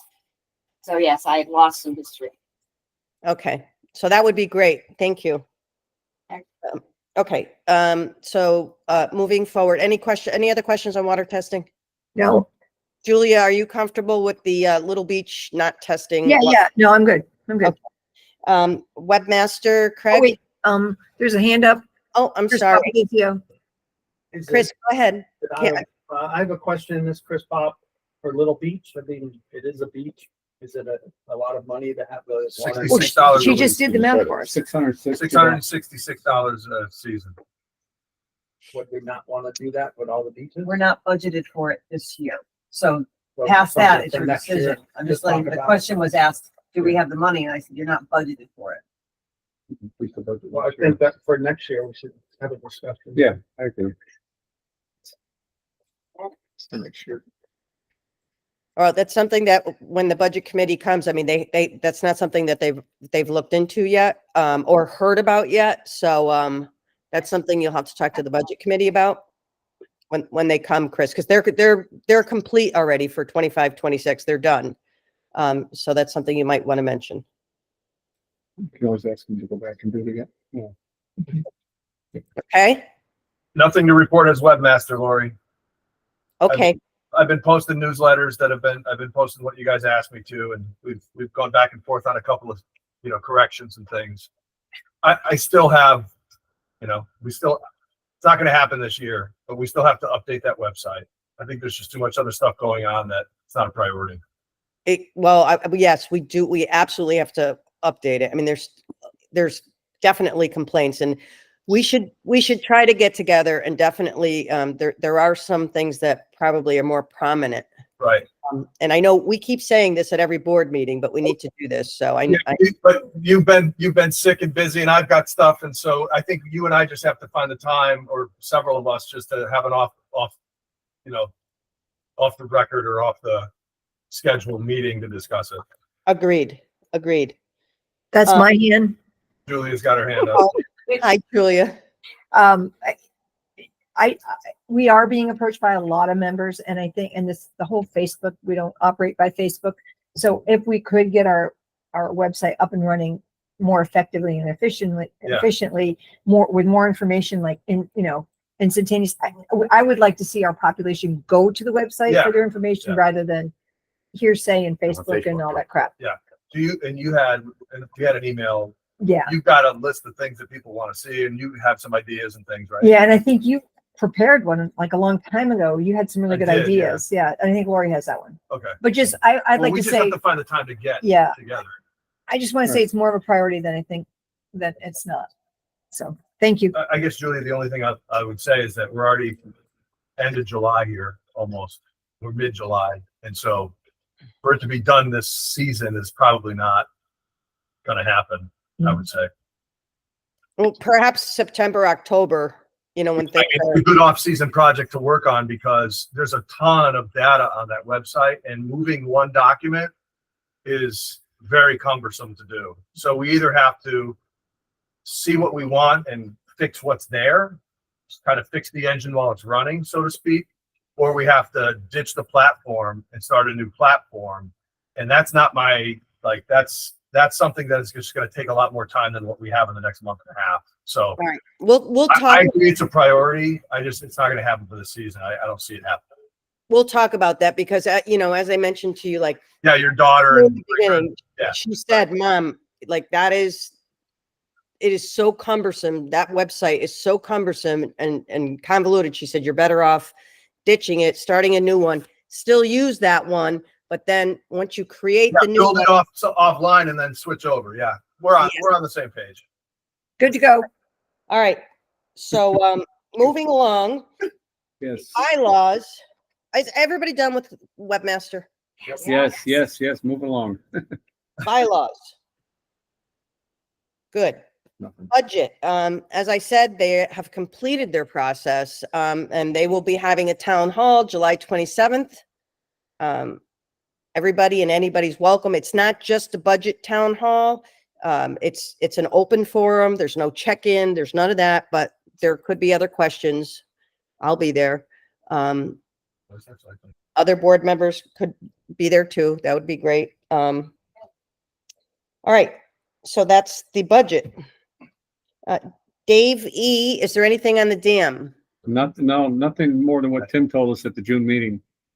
Okay. No, we're good. All right. Events. Lynn Butler's doing a great job. Yep. Nancy. Evelyn, I'm sorry. Is your hand up? I have something that is about Facebook when you're done with regarding events, when you're done with events.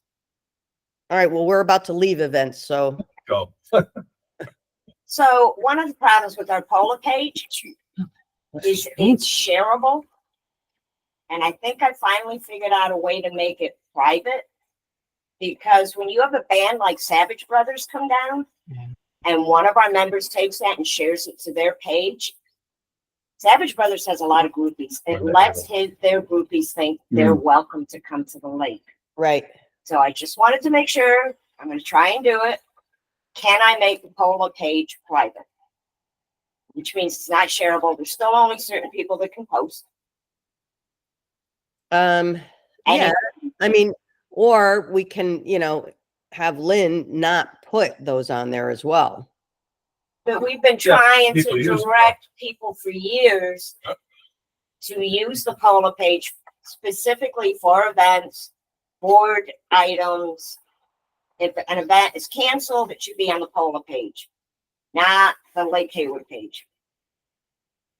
I just think it would help if Yeah, I we think made the page I don't think there's a private. problem making it private. We don't. It's our page. So the question is, if you make it private, what does that mean? What is It just means Does that you it have to be a limit us? member of the page to be able to see it. You can't share it. You can't share it. and that's like, it. So right. if you're already a member, you just can't share what's Can't on share. that Right. I page. can't share it to my personal Facebook page. It was Right. in- Although I will tell you, you can take a screenshot and share that. Yeah. and invited all their friends. Are you okay with that, Lori, or does it matter? Evelyn, you can make it private, but I'm telling you, people will take a screenshot and Take- share that. Yes. But So- it makes it a little harder. We can't. It may not resolve the issue, but All sure. right, well, Can I mean- try? yes. Thank you. Are you on there? I don't know if you are or not. For me, Yeah, an admin, I am. you are? Yes. Okay, When I did events. okay. Yeah, I haven't looked who's at admin And I take lately. people off that aren't supposed to be in. Probably have to update that too, because I believe our old property manager's on there, and I think we should put Alex on there. Yeah. Okay. Thank you. Anything else? What do you go by No. on Facebook? Okay, nominating, Nancy, I know you're there. I can't see you. Yes. Do you have anything you want to say in nominating? Nope, not yet. Okay. Thank you. All right. Is there anything for- Right. There had, just to add to that though, there hasn't been any emails that have come through to the secretary for anyone nominating someone else or themselves. There have been conversations with different people, but Nothing nobody has official. elected to submit something, a nomination form. Okay. Okay, moving along. Playground. Oh my God, these people are gonna think I'm totally nuts because I reached out to them and then I got food poisoning and now I got COVID. And so we have not actually met yet. And I don't think they want to meet with me in the next few days. So, but what we need to talk about as far as the playground, as everybody knows, the insurance company feels that we have secured the playground, which we did. However, somebody took it upon themselves to unsecure it. So we need to, I think we're all in agreement. It needs to come down.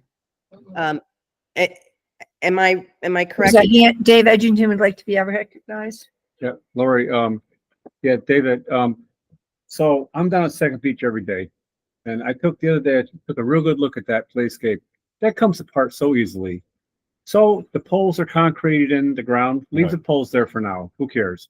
You need an Allen wrench, and that's all you need to take that whole thing apart. Really? I think if we can get a little work crew together, maybe half to 4 or 5 people, whatever, we'll just take it apart and make and either put it in a pile or put it in a We could put it in the trailer behind the fire station. Well, the pieces are no good. That's the problem. I mean, it's out of scope now. It's out of spec.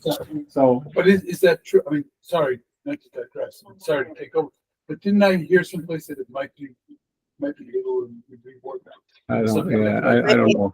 I didn't hear what you said, Dave. Dave Edgington or Dave G is asking if some of the pieces can be reworked. Can any of that playscape be reworked to reuse going forward? There's a couple, but then they would have to retrofit into whatever else we did. Not worth it. And I think that would mean going with the same type of playscape, which I don't know that we want to do that. If we're interested in making it safe, okay, that's my goal. The only is to make it safe. So obviously the fence doesn't work. People take it down. They still think they can have their kids play on it, all right? So if you take it down so there's nothing to play on, there's no more issues. I agree, And Dave. at that point, you get your committee together and they decide what they want to do. And I'm not even talking about taking the uprights down. Those are probably concreted in. I didn't look, but I'm sure they are. Just Right. the units themselves. It's a square post. You loosen the Allen wrench, it swings around, the whole thing comes off the post. It's very simple. So we're gonna take it to the dump. We can make a pile for now, right next to where, let it sit right there. I mean, you're not gonna play on it once it's apart. There's a scrap guy right So- now. Yeah, All that's right. a scrap, right? Yeah, we can sell it, yeah. All right, so Dave and Alex, do you two want to work together and make a work party? Yeah. I'll help you. Yeah, Jeff, okay, yeah. Yeah. Lisa Lisa's in. Hobers, Lisa's are in. you in or are you asking a question? Oh, she's in. Okay, Alex, just pick a date, right? Wednesday or Thursday. Yeah. okay. But during the week is fine. And just so everybody knows, I'm gonna, I haven't given Alex Properties email yet, but I will, and I'll let you know when when him and I can get together, and I'm gonna give him that, so you'll be able to reach him, but maybe get his phone number or what have you at this point. You can give his phone number out to anybody else. Right, we're not gonna give his phone number to anybody. All right, You just send all the Okay. noise. moving along. So we have a plan. Thank you. Maybe send an email, keep everybody apprised of when the work party is. Thank you. Yep. Okay, so we're gonna move on to rental, and I just wanna just touch on that just a tad again, and I already did. We're waiting until October till that bill passes regarding rentals and the regulation of them. Once that happens, the rental committee will reconvene. They did work really hard updating the rules and regs that we were going to incorporate into ours, which again is why we held off. So they actually completed that March 23rd. We're just in a holding pattern, and it's better that we wait if the state is going to incorporate a bill that works for us. Any questions on that? Nope. Okay. Courts. I guess we have to move you, Chris. We have to move you to courts. Do you have anything that you would like to talk about? The only thing I will say is we're still scheduled towards the end of summer for refurbishment, so nothing has changed. They're busy, but they're still tracking to the end of the summer season to refurbish the courts. Once I have a firm date, I'll let you guys know. Okay. Well, hopefully we still have the temperature they're looking for, because we sure have it now. Yeah. Okay. Thank you. Any questions for Chris? Nope. Okay. Walkway, Julia. Just real quick, we have a committee of 5 right now. And I'm meeting with all the abutting landowners, property owners to each walkway, and discussing our thoughts of how we want to design an entrance, so establish that entrance. And you can see there's an example. We did one down at 281/283 Lakeshore. That's nice. you guys like it? Yeah, looks nice. Okay, so we'd like to go with that design, and it won't be on all of them. It's just where necessary. So we're making a lot of progress. We are working with the particular homeowners on Ridgewood that they are offering to clear all of the vegetation there. So I have a meeting with them tomorrow to talk about that. They rather do that. They have small children, they have animals, things they have concerns. So we're happy to work with them. So, but as you'll see as we move along, which ones are being done.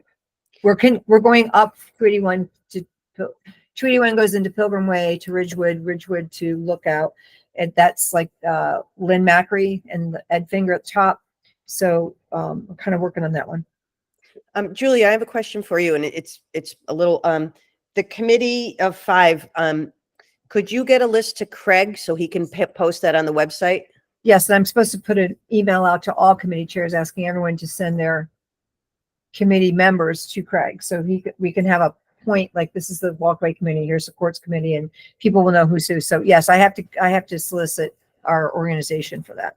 Okay. Well, there are a lot of them are already on there, Right. But I think you were going to solicit to have them updated, right? Yes. Yeah. Okay. But just Chris- because the walkway's new and nobody's on there. Yep. Chris had his hand up. Yeah, it looks nice, Julia. I'm just wondering, how did we come up with the money for that? It came out of properties. Oh, last year's budget? No, Oh, this it's year's this year's budget. We spent what I give you, Lisa, 563. I don't know. Oh, thank you. So around $550 Right. we've spent so far. Looks nice. Yeah, Thank looks you. nice. I mean, that we bought 20 rails, we bought Right. 15, Yeah, so, yeah, right. okay. And there have been donations and everyone's donated their time, so Good. And Mary did a nice job cleaning up the she did. inside. Yeah. It does look great, Julia. Nice job to all of you. It looks great. It's a good team effort. So Excellent. All right. Any more questions or comments about the walkway for Julia? No, I don't have anything about the walkway. I just want to mention something real quick. It's kind of in the same line. Has everybody noticed the new sign in the south end? It's beautiful. Yeah, just make sure everybody has seen it. It came out, they did a great job. It's really nice. Thanks, Dave. I think it looks really nice too. Looks great. Awesome. Lori, Oh, can I interrupt for a moment? 'Cause I have to go. I have a 4:45 on the clock tomorrow. So if you don't Thank need you. me for anything else, I'm gonna scoot. Thank you, Lisa.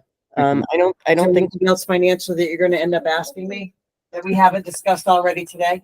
Well, I'm gonna- we are going to talk about merchandise. I don't think it's going to involve you. So if it does, I will let you know. I don't think it's going to involve you. Okay. Okay. Thanks, Thank you. Lisa. Thanks, Lisa. Bye. Thank you. thanks. The power back on yet? I see. Yeah, for him. Lisa, is the power back on yet down there? Yeah, well, it's not power lines. Oh, it's not? Been texting with Jason, he said it's not power lines. Oh, okay. Service lines, 2 cottages are down, but that's in the customer. Oh, boy. All right. So are we done with walkways? Yes. Okay. We're into unfinished business now. Pool insurance, I think we're on track. Dave, I did have a couple questions for you. I will ask you, Dave G. Yeah. I'll ask you offline. Okay. Yeah. Okay, thank you. That's almost settled and done. All right, so we're into merchandise. And I think we have about 5 minutes to spend on this because we have pretty much kicked this horse all over the place. I made a phone call to the attorney to explain to him the situation and what was happening. And his first comment was, board members or any member should never be mixing personal financials with municipal or taxing districts such as yours, ever. And I said to him, well, unfortunately, the situation was that there was a debit card on file. It was somebody who had stepped down, didn't realize that the debit card was still out there. And he said, okay, he said, but moving forward, you should not do that. I explained to him the situation. And then I sent him a copy of the hold harmless that Craig had sent. And he said, the hold harmless is a great tool. He said, unfortunately, that's just protecting Craig. We need to protect both. So you need a contract. You can't just do that. And regardless of the amount of money, I think based on his recommendation, I think we just need to vote on whether we have, whether we spend the $500 on the contract between Pula and either Craig or his wife to be put on the account for a debit card. Go ahead, Craig. Okay, the hold harmless doesn't do anything for me. The hold harmless was for the people who supervise me. It's a very standard form. It really didn't even need to go to the lawyer because it doesn't impact us in any way. Actually, the lawyer didn't like that your company was on there. That was one of his biggest complaints. He said the company has nothing to do with this. Yeah, So, but again, just the lawyer might be reading into this differently. The broker dealer who supervises my business doesn't want a part of it. So they say in that hold harmless that Craig and you guys can do whatever you want, not going to impact us in any way. And that's us as Pula saying, fine, we're never going to come after you for anything.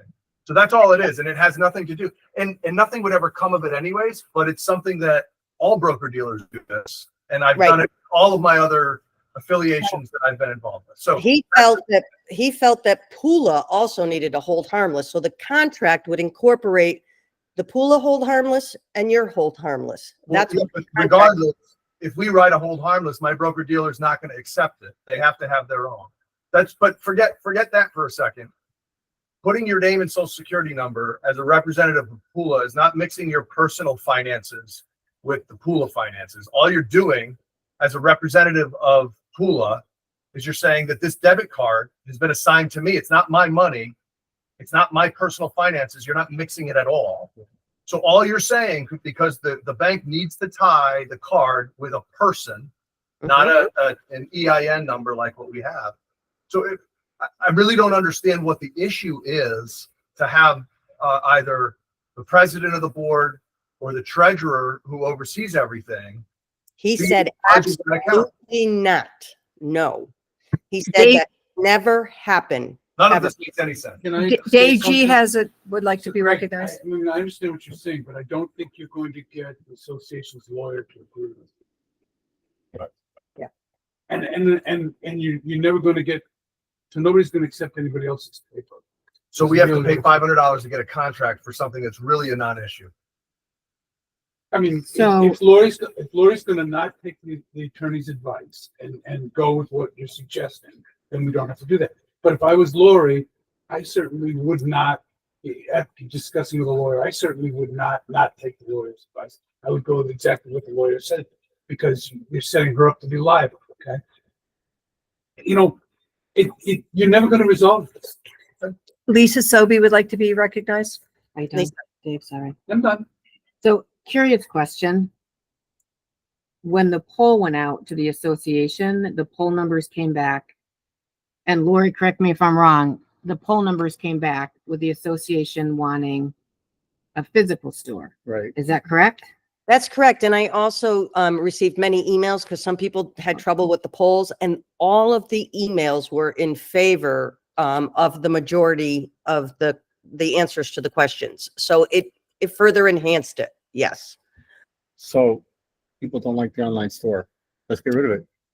So if we have a physical That's not store, true. then That we have people to don't like the find, online store. Right, Many so- people do it. It was a very close poll. it was a Alright. clean poll, but the numbers showed that the association wanted a physical store. So then if that's the case and that's what we go with, then we have to find someone that wants to Will run it. volunteer to do that, and then also wants to volunteer to hold all of the merchandise. All right. Right? So I'm going to put forth a vote right now for the $500. Hold on, Lori. hold on. No discussion. I think it's, thank you. I think it's important to know is that, I have no problem with the physical store, and, Shelley Grenier, will also help me. But breaking news, the source, the small business that we were going to use, who's excellent, lives, he's based in Connecticut and whatever, they're swamped right now, okay, doing, baseball, football stuff, going for that.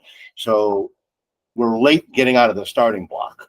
So we could attempt something in September and October, but a physical store cannot happen right now. And the prices, by the way, are fantastic. There's no shipping. We pick it up.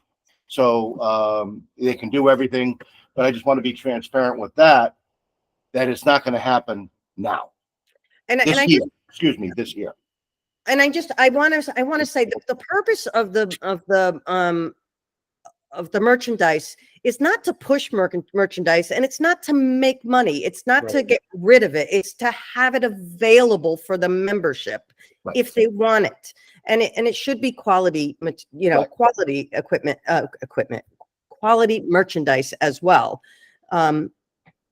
I just want to make sure that everybody understood that it's not a moneymaker. It's not to push. So what's the problem with having both? There's not a problem with having both. The problem is, so Craig, let's put it like this. If one of the two merchandise women who are currently using their debit card for the $39.95 a month wanted to continue doing that, they could. Okay. So Um, conversations with Kathy, she's using a personal credit card. The hangup that she has is that nobody has given her a clear understanding of the process for being reimbursed and making sure that that reimbursement happens in a timely manner. So if we can get that to Kathy, then she has no problem staying that way and using her personal credit card and just getting reimbursed once a month. That was never, ever a problem. It's either a check request or something she sets up with Lisa, and Lisa pays like that. Immediately. Yeah. Okay, so with all of this, it's just, I find it funny that in an Amazon world, we're going back to 1952, and it doesn't make any sense. We should have an option for people who want to go online and buy stuff to buy stuff. If it doesn't cost us anything, then let's just have both. Dave Edgington would like to be recognized. Let me just say this, okay? I've been involved in this stuff for a long. My wife and Lisa and Shannon ran the store for many years. All right. The thing is this, okay? When people come down to a band or whatever the function happens to be, if you have a picnic table that's got T-shirts I on get it, it. all right? I get it. It's to me, we're crazy with this store. We need a few coffee cups, Right. T-shirts, and a hat, and that's Okay, it. and we're done. All this stuff that we're offering is ridiculous. People don't want. I mean, most But it people doesn't don't want cost you anything to offer it, is the point. It literally costs you Okay, zero. but but it's a lot. It's very expensive to buy stuff from them. But you so tell the person running it that you'd like less expensive stuff. They're finding high quality, made in America materials. All right, They're- yeah, so- Are we voting on this now? I Yeah, don't- let's. Yes, because there's Yeah, supposed to be just- 5 minutes on this subject, because we've already spent a tremendous amount of time. Moving along, right? Right. All right, we're going to vote on the $500 contract, and that's the bottom line. Do we go with the Right. $500 contract? But does that need to be in place if Kathy keeps her credit card on it like it is now? No, No, Then I vote no $500. I do too. Yeah, I do vote too. No. No, No, All- these are on no's. It looks like all in favor or no. okay. All right, So we will let Kathy know that if she wants to continue to use her card, of course, we welcome her to do the store, but it's not something that any of us are gonna be able to put our personal information on. Okay. Okay. So then the last question about the store then is, since it's too late for this year, I assume this is something we should get in the works in the off season for next year then. What do you mean? You're talking about the physical store? Well, whatever physical store We everybody already else talked about, wants. we already discussed that. Yeah. The physical store is too late. Okay. So, and Jeff, is that something you want to head up? I'm sorry? Is that something you Yes, want? absolutely. No problem. There is All one, Lori, there is something that we need to just look at real quick, okay? Yeah. The physical store, when it ran on a $5,000 rolling budget. All right, are you gonna offer that to the physical store again? So here's what I did. I asked Lisa to please look back on the current store, Hmm. and look at the lowest amount that $5,000 budget ever went. And the lowest it's ever gone is $4,300. So there's no reason to keep $5,000 occupied in that account. I think reasonably, we can at least take half of that and put that towards merchandise. Yeah, that's fair. That's a fair compromise. Thank you for asking that, Dave. I did forget to mention that. Yeah. Okay. So are you saying you'll take the existing 5,000 and split it between online and store? Yes, Yeah. yes. That works. I second that. Yeah, okay. Yeah. You need a motion for that, Lori? Yes, would you make it, Dave? Yeah, I'll make it, and Chris second it. Okay, any more discussion? Greg? Are you in favor or you have a question? No, I'm in favor. I'm Yeah. moving it along. Oh, okay, all in favor? All right. All in favor. I can't see everybody, so, We're All in good. favor. It's It's All in unanimous. favor, no nays. No nays. okay, Next topic. thank you. Welcome. All right, We kind of talked about security already. we're done with merchandise. Okay, so we're gonna go into asset management. We already talked about public safety. I'm sorry, that was a duplicate on here. Yes, sir. And this is Dave Giroux. So I asked for a couple of minutes and I'll be quick. Technically, you're not. Yeah, Does he get one? no, he's not a board member. Sorry. Can I Sorry, have one? Alex. No. We didn't update you on how this goes. Thank you. Yeah, I'm good. Thank you. So what we're looking to do, I was hoping to maybe give ourselves a little bit longer term approach to things with respect to our assets and financial planning.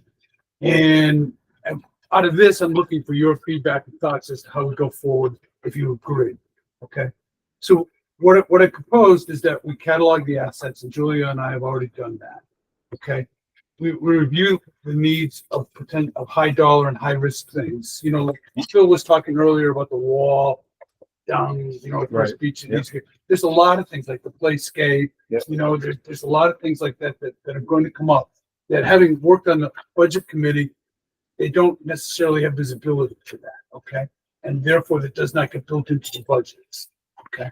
Unlike the property manager might bring some, but maybe not. And so my thought is that we build items in, that we can give to the budget committee, hey, the dam's coming up, the pavilion's coming up, things, Glimmer Glen needs a patch or whatever. Can I ask you a question? Yeah, absolutely. Your rolling your assets catalog. Did you incorporate all the lawn tractors that we have now? Oh yeah, everything. Yeah. Okay. Like, Julie was brutal. Yeah. Okay. Everything. That's fine. I just want to make sure. For the weeds. Certain things I will make sure. Everything, porta potties, you name it. It's Your in- front porch is on it. Yeah. Now, okay, right. Yeah. Hey, Dave, Yes, so the budget committee this year yes. did start to incorporate some of those things, and I'll send you their Okay, the spreadsheet. Mhm. They actually put in a couple line items. They didn't populate it with a dollar amount yet, but it's a means, a start anyway. Okay, so, I just want to launch the idea because I know people want to get out of here. I think that we should review the tax assessments because right now we currently pay more for the tennis courts than we do for the pavilion for our taxes on an annual basis.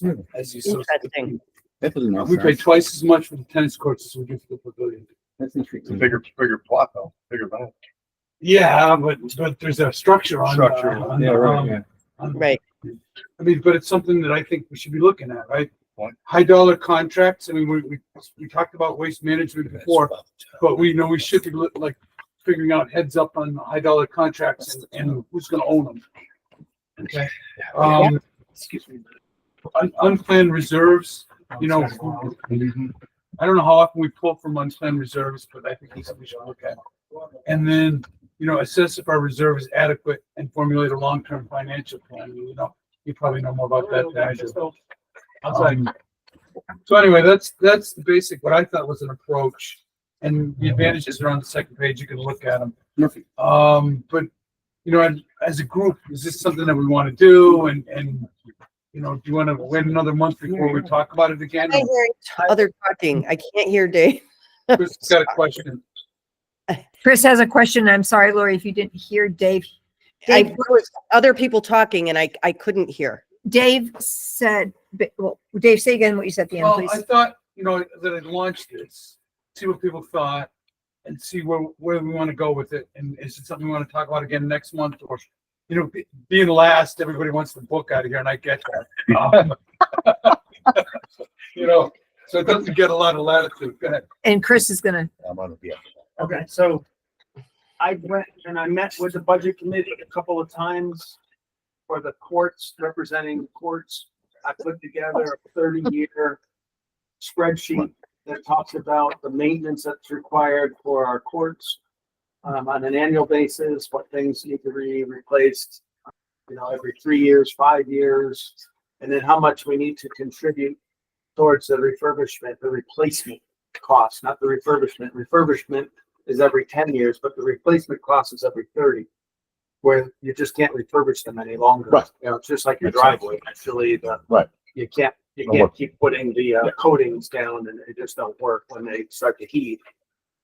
So I did do this, Dave. I haven't received any feedback from the budget committee, other than they wanted me to put more detail into the plan. So I've revised it now a few times, but it's what I would consider comprehensive, something like what you're talking about. It's a complete replacement plan for tennis, pickleball, and basketball courts, to include the fencing, the linings, the nets, the maintenance that's required annually, the entire encompassing what you're talking about. And, so we don't have that one big time bill. We're paying something annually towards eventual replacement. Because I mean, like Tim Pelton talked about the dam and said not to worry about it, that it was going to be at least 26. But the next budget committee will be looking at that time frame.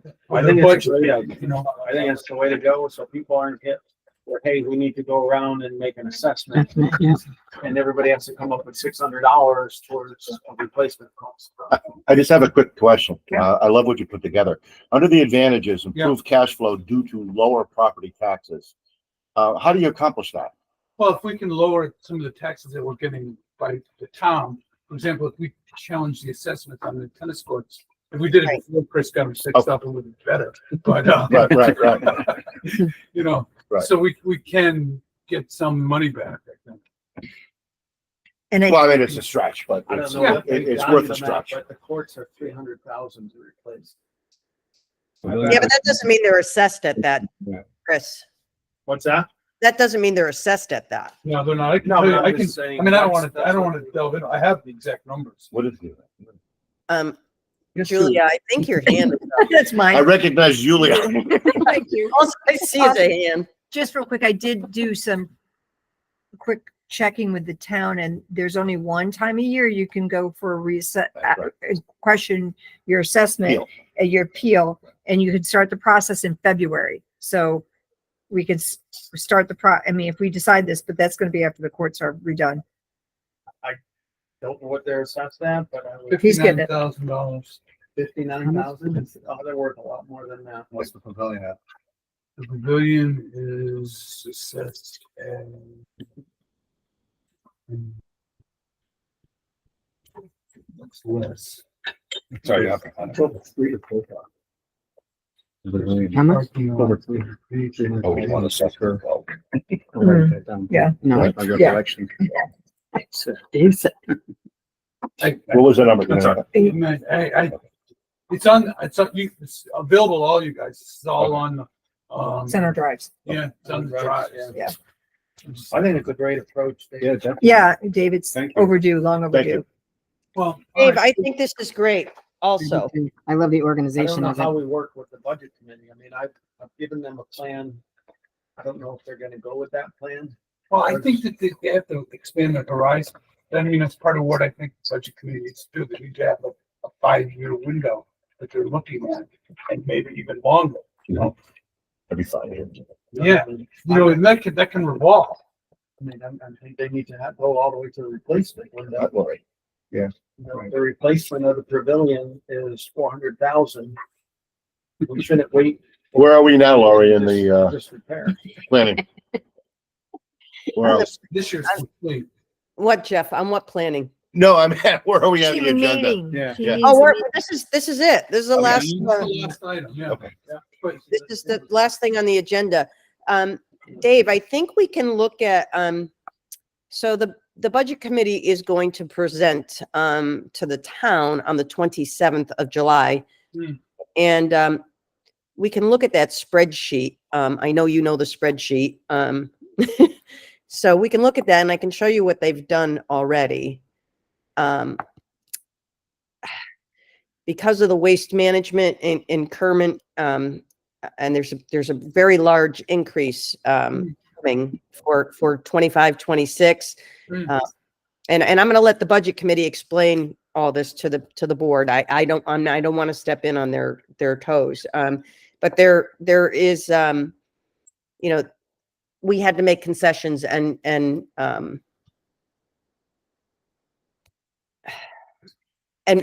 kind of overlook, although they did consider it. I want them to explain it to you. I don't want to, Okay.